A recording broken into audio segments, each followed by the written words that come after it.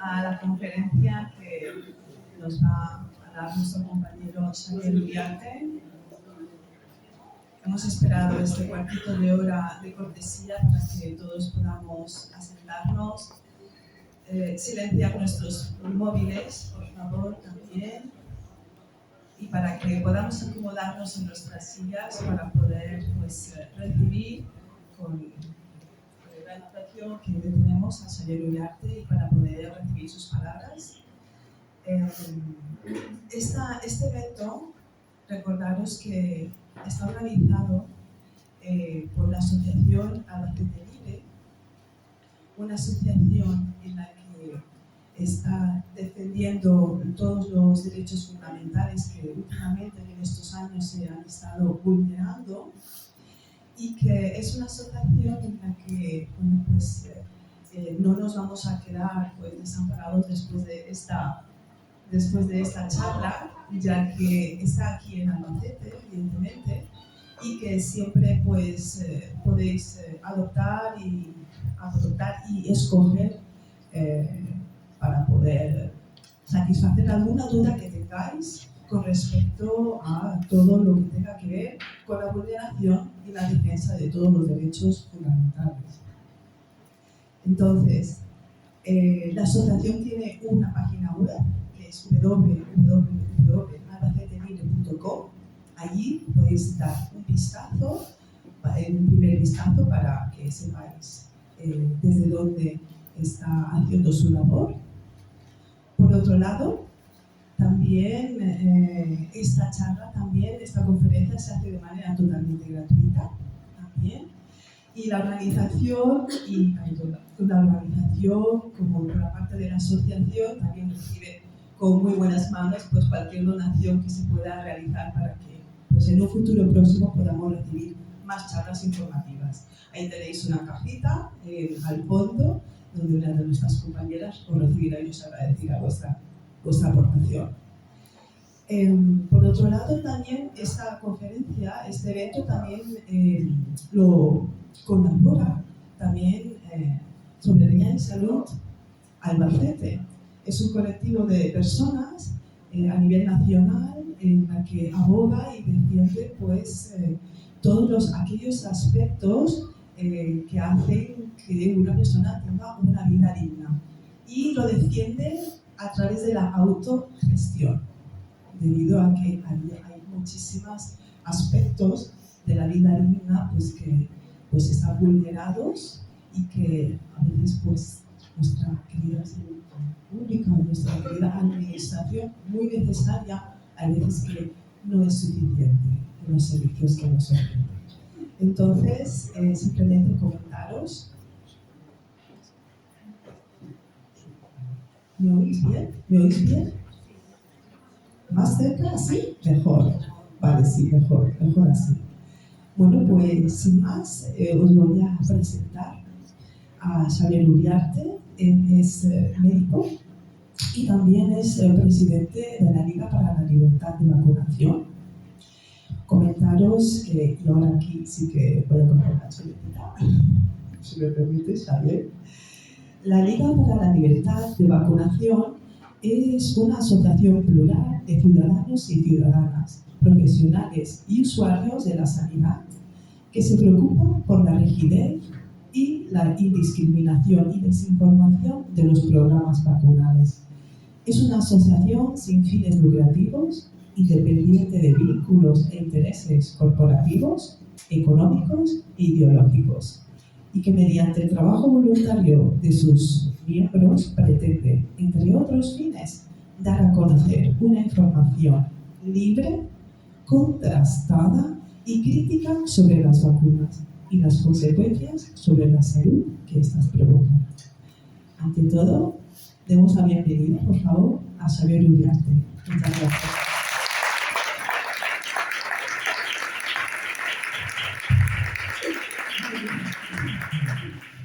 Muy buenos días. Estoy con la voz así más o menos.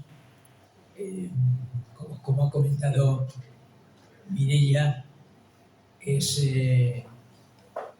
imposible pensar una asociación o un grupo humano independiente ideológicamente. Es así, es así.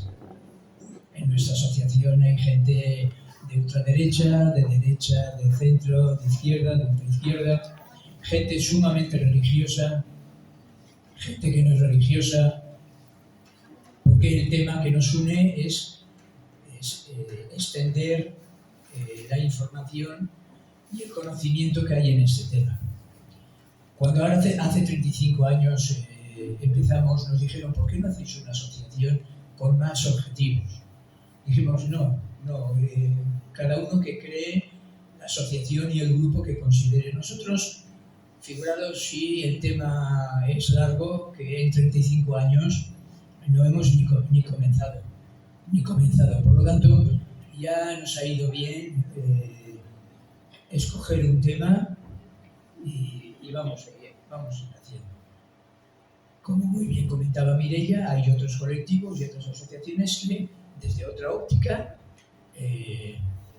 analizan y ven la salud. Por lo tanto, bienvenido a todos los grupos y a todas las iniciativas que se dan en este sentido. No tengan dificultad en preguntarme según va avanzando el tema. Ustedes me preguntan. Yo en el momento que considere, cortaré en el sentido para seguir la linealidad de la exposición de hoy. Pero no crean que es cortar, no, únicamente es no repetirse las preguntas para que sigamos avanzando. Habrá una primera parte que les daré unas informaciones y unos detalles.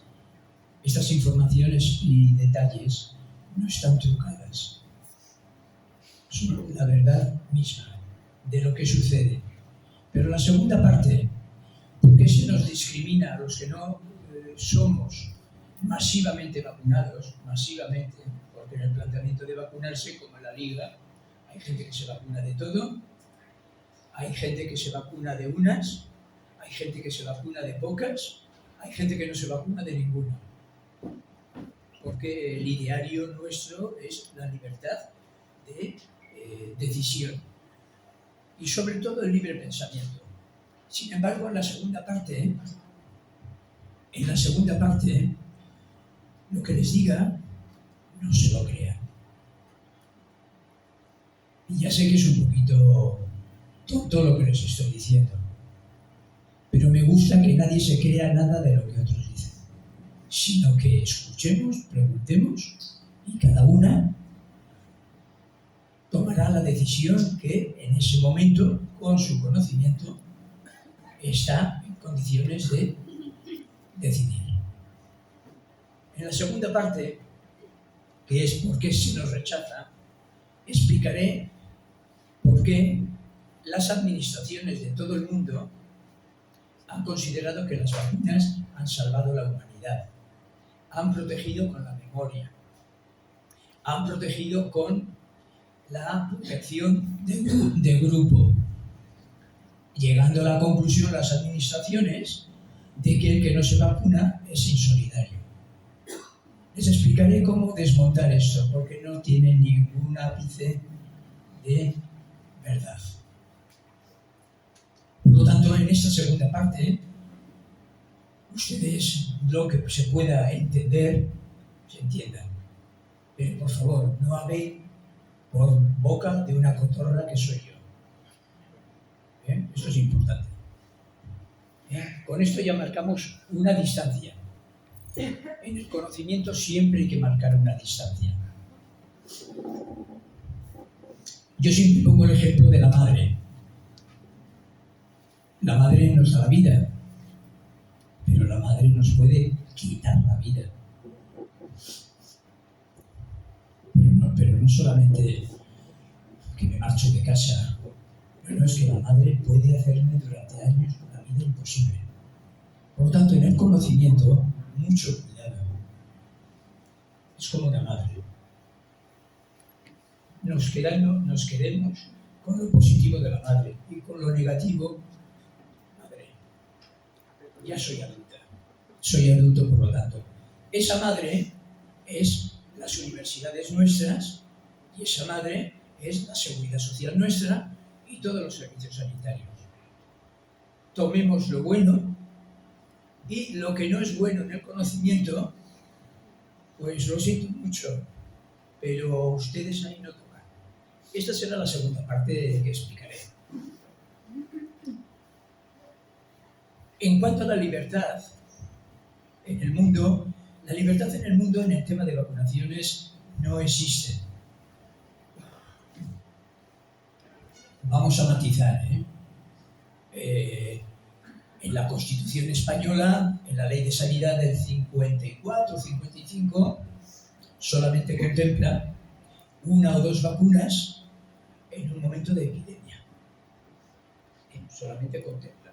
Cuando no hay epidemia y otras vacunas no contemplan ningún tipo de obligación. Por lo tanto, estamos en un país que no hay ninguna obligación, prácticamente. Es uno de los países, España, con menos obligación posibles. Nos seguiría Alemania, nos seguiría Gran Bretaña. Y luego viene Francia y viene Italia y viene Rumanía y muchos de los países del este que la obligación está presente. Por lo tanto, se puede circular bien por Gran Bretaña, por España y por Alemania.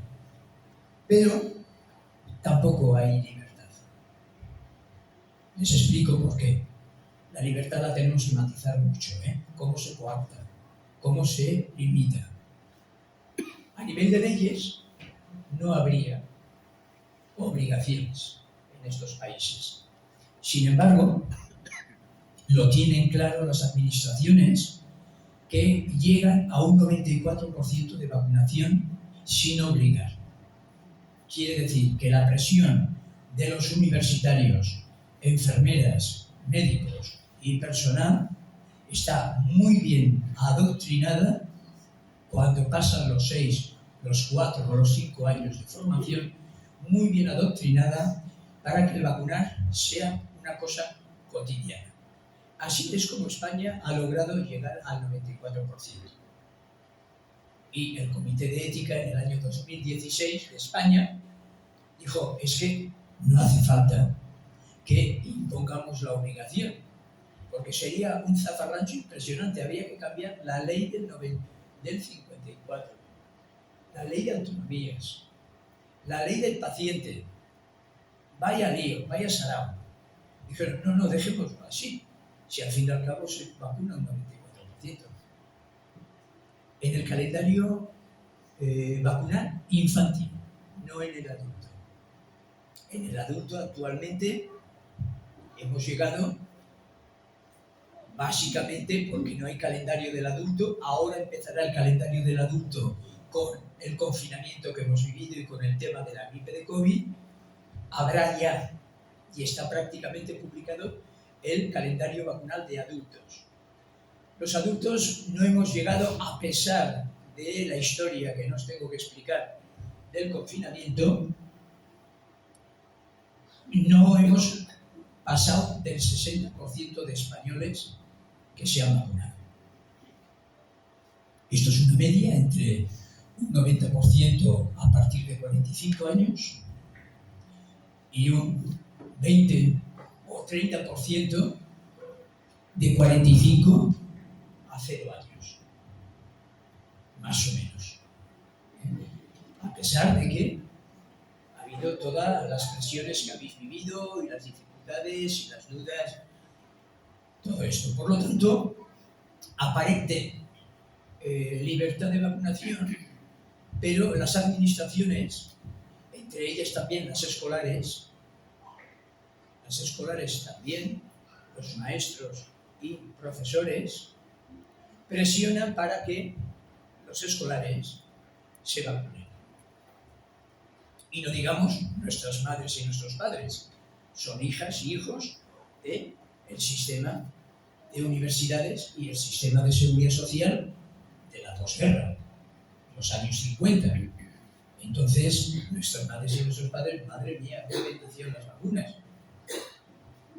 Porque además les han explicado la retahíla de que han salvado la humanidad.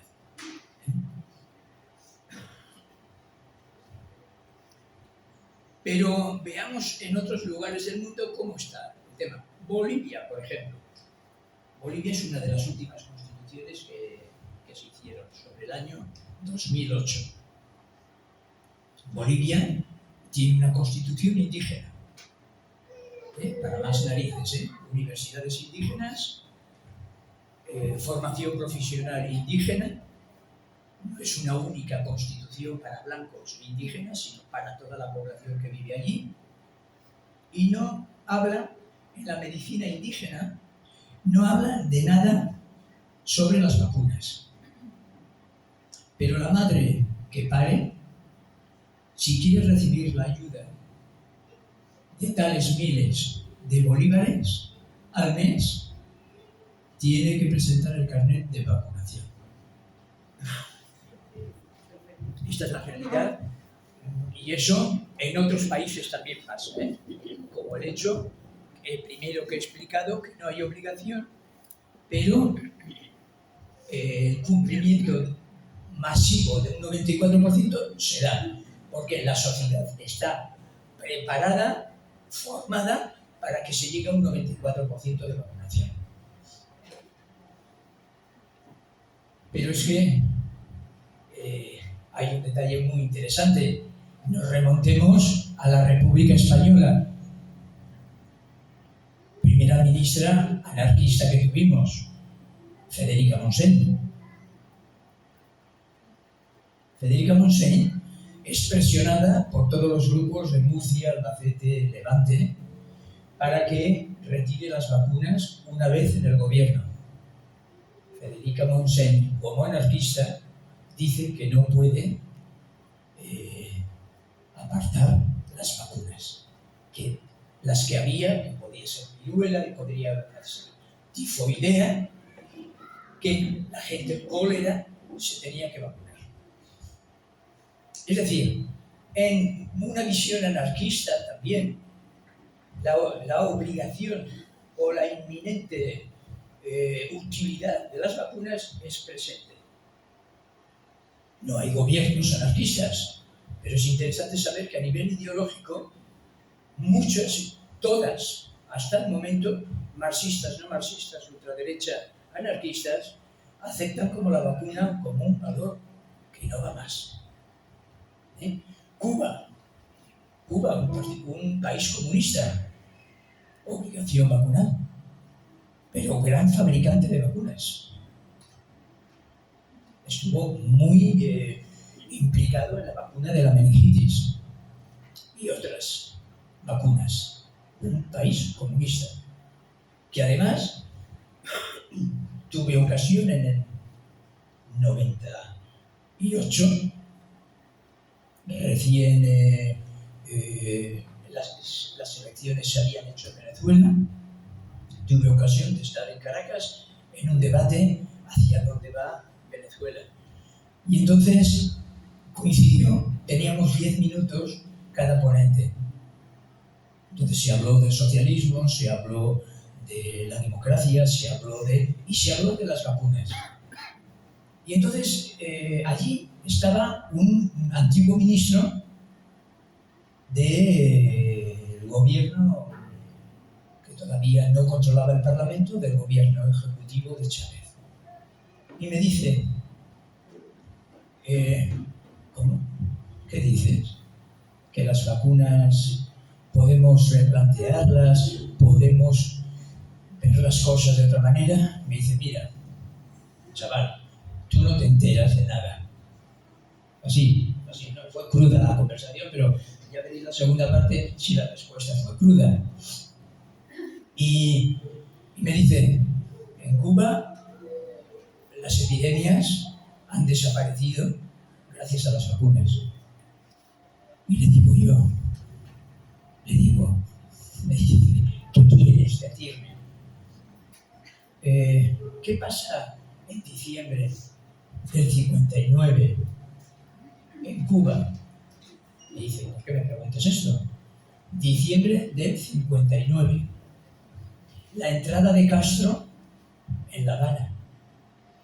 Primeros decretos: no hambruna, no prostitución, no pobreza, vivienda y las condiciones del agua. Y me dice, ¿qué tiene que ver con lo que estoy diciendo? Le digo, pues chiquito, no eres muy apañado, no conoces nada de las epidemias. Tú has creído que las vacunas ha sido el único elemento para las vacunas. No. Y le dije, para que lo que estamos hablando tenga una certeza, tú y yo nos tenemos que ir a Cuba 6 meses. Me dejas mirar en qué momento se introduce cada vacuna a partir del 60, con los cambios políticos, económicos y de vivienda a partir de ahí. Y cruzamos los datos. Mientras tanto, chaval, lo que me estás diciendo, por mucho ministro, no le dije eso, porque la conversación fue de sumo respeto. Tu opinión no deja de ser más que una opinión, como la mía, nada más. Lo único que tú tendrás más fuerza, más poder y tendrás más presencia. Pero a nivel del conocimiento, lo que es el conocimiento sin el poder del conocimiento, pues tendrás que revisar, si quieres, esos conceptos que tienes. Porque yo le dije, la diferencia contigo en estos momentos es que nosotros hemos cruzado en España estos datos. Sobre todo en difteria, tétanos, sarampión y tosferina. Tenemos datos, esto es importante saber porque también es importante saber cómo se confeccionan los datos y las fuentes, porque ahí podemos engañar perfectamente a las personas. Hasta el año 55, en España, lo lógico después de una guerra y de una posguerra, normalmente los servicios de vigilancia en el Congo, en España, donde sea, tardan 50 años en tener datos fiables. Es decir, reconstruirse un país no se reconstruye antes de 50 años, como mínimo, o como máximo. Alemania lo hizo, pero otros países muchísimos no se pueden reconstruir con rapidez. Y solamente había el Instituto de Estadística.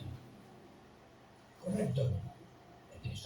El Instituto de Estadística de España tiene una vida pues de finales de 1800, pero los de Suecia 1830, los de España 1870, 80. Pues bien, tomamos los datos del Instituto de Estadística, pero que no recogía cuántas personas padecían de sarampión, de tétanos, de tosferina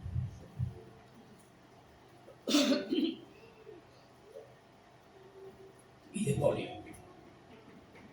Y entonces tomamos la curva, vimos la curva a partir de 1900. De 1900 a 1954, excepción de la polio, sino en tétanos, difteria, tosferina y sarampión, sin haber vacuna, o sea, lo que es cero, el cero, redondo, sin haber vacuna, baja la mortalidad un 99,9%. De 40.000 personas muertas en 1900, va bajando hasta 40 personas muertas en 1955-60, sin haber ninguna vacuna.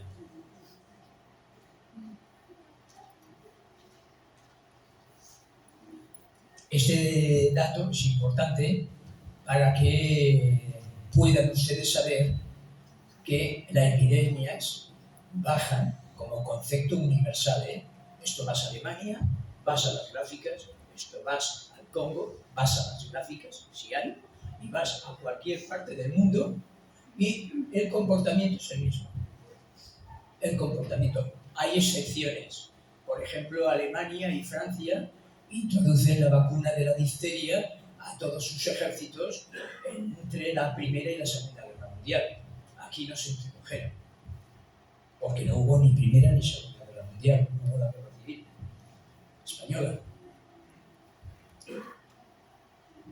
A partir de 1955, en la revista que les hemos entregado, quien le ha tocado la revista, verán cómo ha evolucionado el calendario vacunal español.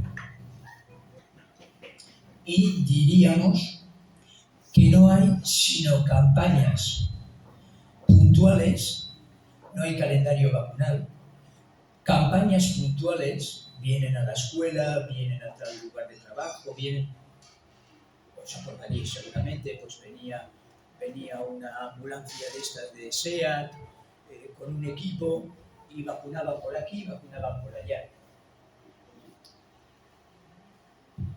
Por lo tanto, no hay un calendario vacunal. Y de 40 continuaba bajando hasta el Estado de Autonomías, 1980, en que España se unifica en el funcionamiento. No hay una España de primera velocidad, de segunda ni de tercera. Tercera podría ser Almería, segunda podría ser en las zonas no de la periferia industriales, y la primera era la España periférica, marítima, industrial. Así se diseñó esta España. Hasta 1980, bien estructurados, no aparecen los calendarios vacunales. Para ese tiempo ya no había muertes. Cuando se empieza el calendario vacunal, y ahora conocemos, que empieza con 19 dosis, ahora estamos en 49. Lo podéis ver en el... Sí, lo ha abierto. ¿Lo has abierto? Señor, lo tienes ahí abierto en el correcto. Entonces, en 1980 coincide que prácticamente hay algunas muertes y nada más. Es decir, se comienza masivamente la vacunación cuando prácticamente no hay muertes. Y, lógicamente, a más muertes hay más personas afectadas. Cuantas más personas afectadas, más tenemos posibilidades de personas morir. Por lo tanto, a partir de 1955 empieza la seguridad social a tener sus datos y sus declaraciones obligadas. Es decir, a partir de 1955 ya todo lo que recogemos, no solamente vamos al Instituto de Estadística, sino a los datos que Seguridad Social tiene, lo que se llama salud pública. Están ubicados en cada autonomía y están ubicados principalmente en el Carlos III en Madrid. Por lo tanto, en esta historia que habíamos comentado de Cuba, pues el hombre era un hijo que había crecido y se había formado en relación de que las vacunas habían salvado la humanidad. Y ya le dije, en España ya veníamos, que habíamos hecho el estudio. Y ese estudio lo cotejamos con Alemania, con Japón, igual. En el tiempo que no hay vacunación, bajan las epidemias. En el momento que se introduce la vacunación, normalmente ha bajado muchísimo el índice de mortalidad o la mortalidad por esa infección epidémica.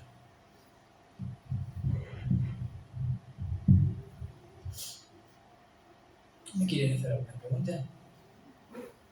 Esto no les he comentado, esto pueden ustedes consultar a la web de la Liga y se lo pueden bajar ustedes. Tosferina, difteria, posteriormente polio y sarampión. Y se ven las gráficas a partir de 1900 hasta la actualidad. Pero además son gráficas que están recogidas de la oficialidad. O sea, no hechas por nosotros, no, de la oficialidad.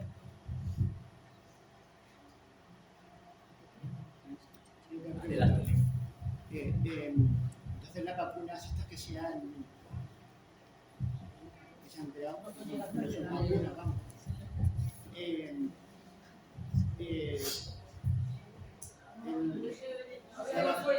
Sí. Póngase de pie, por favor, así. Digo que la vacuna esta que se vacuna, lo único que está haciendo es que nos está perjudicando más que favorecer. No, es que la salud de las personas. Es que la historia es muy interesante lo que usted dice. Usted posiblemente es hijo del confinamiento, que el tema de vacunas igual no se lo había planteado anteriormente. Esto es importante saber que como las del COVID han creado, lo que usted sabe, todas las otras ya lo creaban. Lo que pasa es que las personas, hasta que no ha habido algo apabullante como es el confinamiento, me perdonen cuando no digo pandemia, ni pandemia, ni esto, yo digo confinamiento.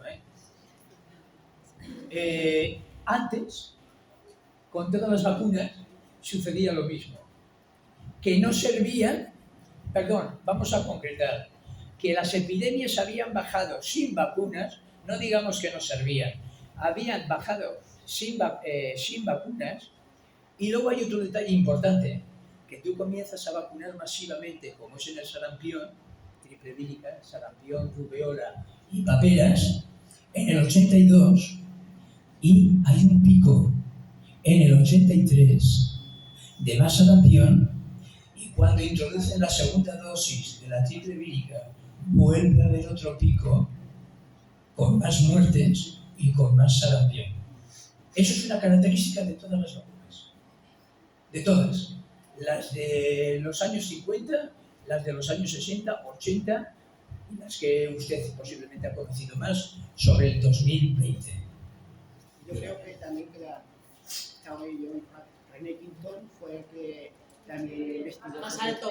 René Quintón fue el que también investigó sobre las enfermedades, muchas enfermedades, y no hizo falta vacunas. ¿Puedes acercar? Sí. Perdona. Correcto. Que te acerques al micrófono y lo digas. No, espérate tú, porque el micrófono no llega. Que digo que según René Quintón, una persona que se dedicó mucho a la investigación, curó muchísimas personas sin tener que utilizar medicamentos de ningún tipo. De vacunas, sí. De vacunas. Así es. Entonces, ahora mismo, pues, aquello si se hubiera llegado hacia adelante como se pensaba, pero claro, había intereses muy importantes. Entonces, la gente seguía por lo que seguía. Tenemos que coger información, investigar sobre las cosas, y no porque políticamente diga una cosa, lo voy a hacer. Sí.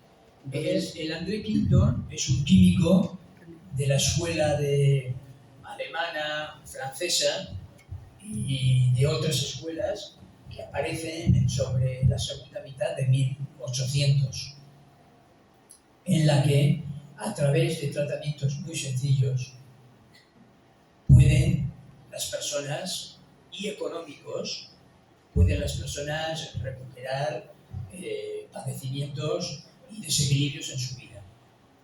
Pero aquí no estamos hablando de esto. Estamos hablando de que las vacunas, que no aparecen hasta 1955 y que baja la mortalidad, nos está diciendo que hay cosas que hacen bajar la mortalidad. ¿Cuáles son? 4. Hay 11, pero no me voy a extender porque estaríamos toda la mañana y parte de la noche. Primero, hambre. Segundo, efecto patera. Vivir más personas en un espacio de lo que el espacio da de sí. Alta densidad demográfica. Tercero, destrucción de las infraestructuras de conducción del agua limpia y del agua con mierda, de desecho. Y la supresión durante un tiempo de la recogida de los desechos sólidos, de las basuras. Y luego Un cuarto básico, se tienen que dar los 4 para que haya epidemia. El cuarto sería la pérdida de la ilusión de vivir. Se ha acabado la esperanza de vivir. La esperanza no de años, que mi alma no tiene ningún sentido que viva. Estas 4, y en el COVID, estas se dieron. Se dio el hambre, que no se habla mucho, porque los que no lo sufrimos, pero tenemos reconocido las colas de hambre en las grandes ciudades. Un Bilbao, un Madrid, no sé, Albacete. Lo detectasteis en Albacete o en Valencia, detectasteis las colas del hambre que se llamaron. Marzo, abril, mayo, junio, no hay trabajo, no hay salario. La angustia de no poder salir del espacio ahora se ha visto con incremento de los niveles de alcoholismo durante el confinamiento y la soledad de las personas en residencia. Cumplen las 4 condiciones. Otra muy importante que sería la densidad demográfica. Se sabe, pero no hay que hacer responsables a las residencias, como se ha querido ahora desenfocar el tema. Se sabe que las residencias tienen que bajar el número de residentes.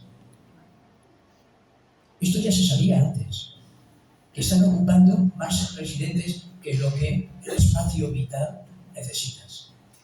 Pero esto se empeoró todavía porque la gente no podía ni salir y no recibir visitas. Por lo tanto, en el COVID se dio en esa epidemia y ese aumento de lo que es una gripe estacional, se dieron condiciones para que la gente estuviésemos más expuestos a la mortalidad y a las complicaciones, evidentemente, a las complicaciones. Ante lo que usted comenta, yo me planteo, de toda la información que usted nos ha aportado, yo me planteo, ¿son necesarias entonces las vacunas? Sigo y ahora no contesto, Mireia. Entonces, todas las administraciones, en el punto primero que estaba explicando, los casos de Cuba, los casos de Europa, las situaciones de América, todas las administraciones, sean comunistas, como he comentado, sean anarquistas, sean radicales, sean marxistas, sean ultras, de un lado o del otro, y sea del margen centro, todo el mundo está convencido del bien de las vacunas. Por lo tanto, lo tenemos muy difícil, lo de la libertad. Esta es la realidad. Porque todos están convencidos de una manera o de otra. Unos porque están convencidas, otras porque su formación ha sido así, otras porque algunos, no todos, ni mucho menos, porque les pagan.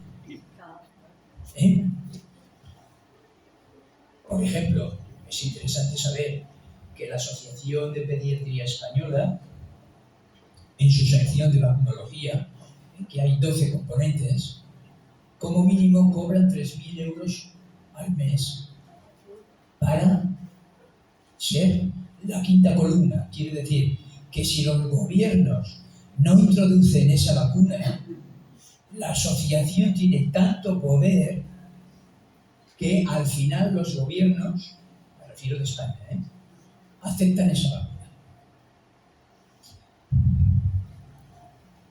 Después es interesante que también descubran lenguajes equívocos en esta libertad.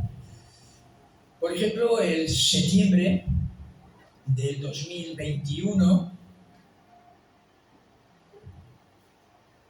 del 21, hubo sendas manifestaciones, una por Kennedy en Berlín y otra en Madrid, organizado por una plataforma. En esa plataforma había personas que pertenecen a la ultraderecha. Está muy bien. Que decían que no había que vacunarse del COVID. Muy bien. Pero es que 5 años antes, cuando entran en los municipios, 4 o 5, cuando entran no en el Parlamento, empiezan a entrar la ultraderecha en los municipios, envía un comunicado, un informe, la ultraderecha, diciendo que está a favor de prohibir las medicinas no convencionales y de imponer el calendario vacunal español. Dices, a ver, al tanto con estos lenguajes equívocos, no se apunten a cualquier cosa. Primero investiguen, sepan que se puede ser de ultraderecha o de ultraizquierda, si no es el tema. Es que me está diciendo que no, y 5 años antes que te he pillado. ¿Que quieres imponer el calendario vacunal español? ¡Obligado! Y no me estoy refiriendo ideológicamente, me estoy refiriendo a esas contradicciones. Porque no hay ninguna ideología, incluso ni la ecologista, que haya revisado el tema de las vacunas. Los ecologistas, en gran parte, también te dicen que es lo mejor que hay para prevenir. ¿Bien?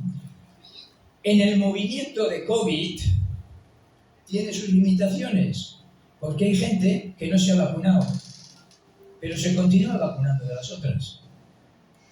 Por lo tanto, lo que digo es una reflexión. Si has visto que con el COVID se te ha despertado algo, no pares. Si te dicen de tétanos, plantéatelo. Si te dicen de la meningitis, plantéatelo. Porque lo mismo que ocurre con la vacuna del COVID, ocurre con las otras vacunas. Este aprendizaje diríamos que es muy reciente, que estamos en 3 años que hemos vivido el confinamiento, pero es interesante aprovechar este impulso. Dígame, adelante. Si se pueden poner, por favor, de pie y venga aquí. Sí. Tú también, adelante, caballero. Buenas, mi pregunta es, Xavier, perdón por toda la espalda. Como vemos hay gente con nenes pequeños que están ahora precisamente en el periodo vacunal pleno. Una mención hacia ellos porque me dicen que, bueno, yo le voy a poner las vacunas, las que están más contrastadas, las buenas, digamos, las justas o las básicas. Me gustaría que dejaran claro si hay unas mejores que otras o aconsejarles en esta etapa en la que están. En estos momentos, en el calendario vacunal, tú no puedes aplicar el consentimiento informado. El consentimiento informado es un avance en el derecho, en la libertad, 2002, para que tú, previamente bien informada, decidas qué tratamiento quieres o qué tratamiento no quieres. Gracias. Es una joya.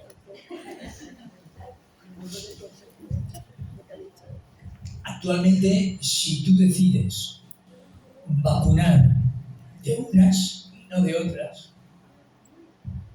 pasan por de ti, por encima tuyo, el centro de asistencia primaria. No conocen lo que es el consentimiento informado. El consentimiento informado se utiliza únicamente y lo conocen unilateralmente. Es decir, cuando tú estás y te han dicho una prueba diagnóstica, una cirugía, y puede haber complicaciones, para quitarte las complicaciones, es mal decirlo, ¿eh? Es mal decirlo, ¿eh? Entonces se dice, firme esto. Eso es el consentimiento informado. Pero es que tú puedes hacer lo mismo. Previa información que usted me da, previa información, me tiene que dar información verídica. No, oiga, lea un libro, vaya a internet. No, escrita además. yo decidiré de cuáles quiero vacunarme. Aunque quieras y el consentimiento lo hagas, no te aceptarán que hayas dicho, no me vacunaré de polio, sí me vacunaré de meningitis, no me vacunaré de sarampión. No tienes la posibilidad, porque vienen empaquetadas. Pero además dicen, porque vienen empaquetadas. No. Es que las administraciones podían decir, fabrica usted sarampión solo, difteria sola, hemófilos solo. No, los gobiernos se encargan. No, usted me ponga las máximas, como hay ahora. Hectavalente, 7 vacunas en una inyección. Porque, no por el fabricante, sino porque a las administraciones les interesa coartar la libertad del ciudadano. Claro que sí.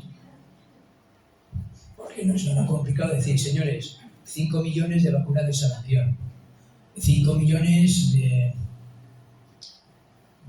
10 millones de toserina, pom, y ya está. Y si inoculan. Claro, actualmente es tan monstruo el calendario, que son 49 dosis, que tendrías que bajar 49 veces al dispensario. Eso es inaguantable. Por eso juntaron, entre otras cosas, todas las vacunas para que en 5 o 6 veces, los 2 primeros años, ya te olvides durante un tiempo. No porque es indicado hacerlo así, no, por medidas políticas y económicas. Nada más. Por lo tanto, aunque pienses cuáles pueden ser más o menos perjudiciales, no te permitirán que tú, con ese consentimiento informado, digas, quiero que me vacunen de eso. No te permitirán. No te permitirán y además te mirarán con mala cara. Si alguno se suelta un poquito, todavía te insultarán. No me refiero a insultar, sino entrar de lleno en tu dignidad. Se puede insultar de muchas maneras, pero entrar en tu dignidad y en tu libertad, en tu decisión de libertad. Pero si se puede no poner ninguna. Lo más fácil. Mira, la situación que comentas, hay familias que han llegado a esta conclusión. Mire, yo hubiese querido vacunar de estas 2 o 3, pero como no puedo, que le den por saco. No vacuno de ninguna. Y en otras familias, al contrario. Como no puedo luchar con eso, pues venga, vacuno de todo. Es muy interesante no vacunar de nada. Es muy interesante. Adelante, venga. Le ha tocado. Eso me acuerdo cuando estábamos en los estudios, que nos poníamos delante y los A ver, yo mi pregunta es, yo tengo una nena de 11 años que está aquí en la sala con nosotros hoy. ¿Quién es? Seila, por favor, levántate que te veo. Vale, ya la veo. Vale. Y mi nena, yo hasta ahora le había puesto todas las vacunas del calendario, ¿vale? Por decisión mía y de su padre, de ambos. Pero yo ahora la siguiente, que creo que le toca, si no estoy equivocada, le toca la de la papiloma. Sí. Bueno, yo mi decisión a día de hoy es no ponérsela.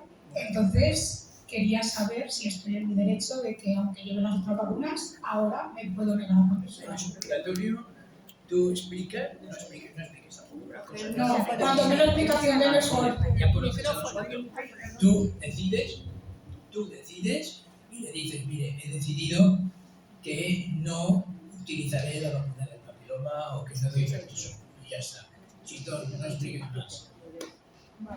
Y cuando llegue la siguiente, si no quiero, y de lo mismo. Tú puedes en cualquier momento el calendario vacunar interrumpiendo.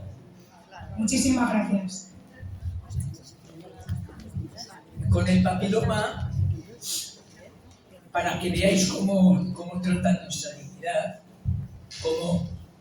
cómo intervienen en nuestra capacidad de libertad, pero no solamente de libertad de lo que decido, ni libertad interna. fueron capaces en el 2010, porque la vacuna del papiloma tiene vida desde el 2008. Hasta el 2008 no había vacuna del papiloma. 2 o 3 años después, que se reúnen todas las agencias de cada autonomía en Madrid con la agencia de medicamento y con la agencia de responsable de vacunología. Nunca habíamos vivido esto. Tacharía a las madres y a las mujeres de locas. Mejor dicho, de neuróticas. Nunca habíamos oído que una reacción adversa, vivida sobre todo en un adolescente de 12 o 13 años, con una parálisis, con unos problemas respiratorios creados por la vacuna, se pudiese decir y ser tan bajo humanamente esos servicios en los que confiábamos, si llegamos a confiar en algún momento, pagados por nosotras, viven de nosotros.